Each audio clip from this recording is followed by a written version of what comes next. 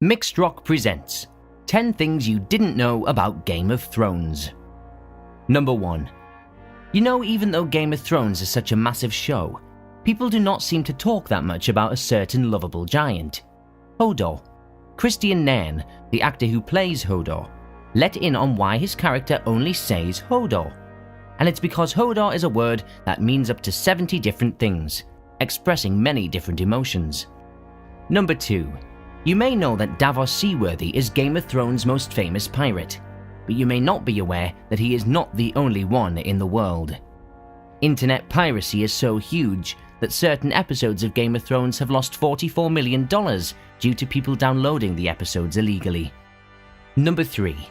You may expect George R.R. Martin to have secret techniques and computer softwares to write his world-famous books. However, Martin is not the biggest fan of computers and things like spellcheck and so on, since he feels they promote laziness.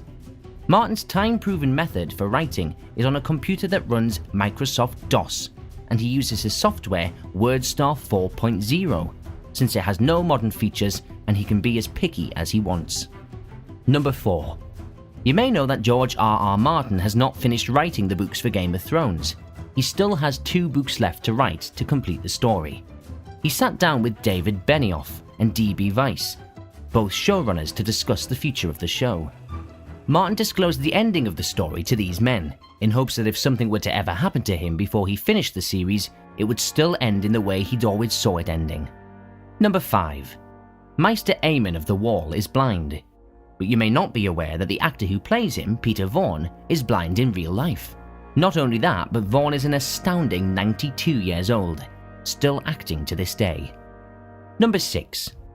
It is common for people to skip through the intro sequence to shows, since they just want to get straight into the action.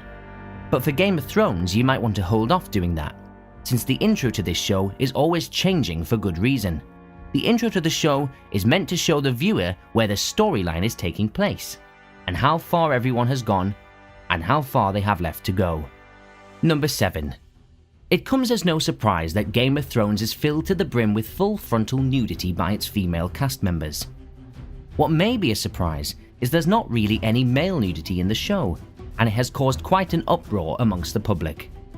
Jack Gleeson, the actor who plays Joffrey, has said, "I think that is one good thing, to not just objectify women, but also objectify the beauty of the male genitalia.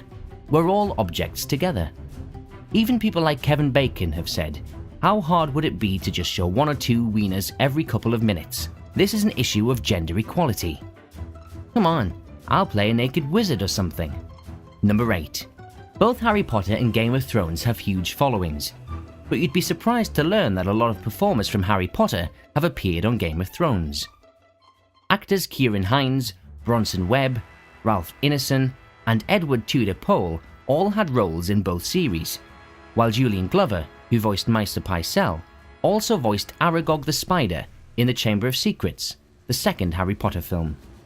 Number 9.